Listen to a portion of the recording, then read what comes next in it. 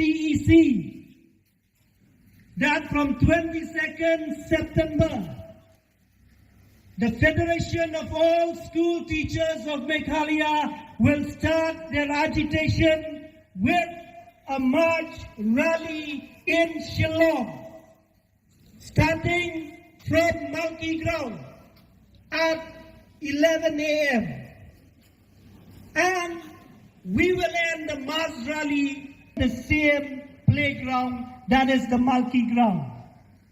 After that, we will continue with the indefinite sit-in demonstration. That is, we will spend the day and night in Monkey Playground with effect from 22nd September in Shillong. And in Garo Hills, the indefinite sit-in demonstration will be held on the 24th of December. My friends, of September,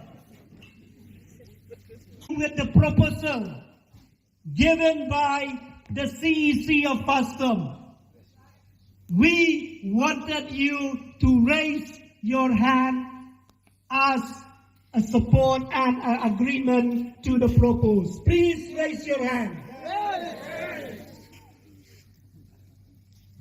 Okay, today we have taken a unanimous decision that we will start our agitation. My dear friends,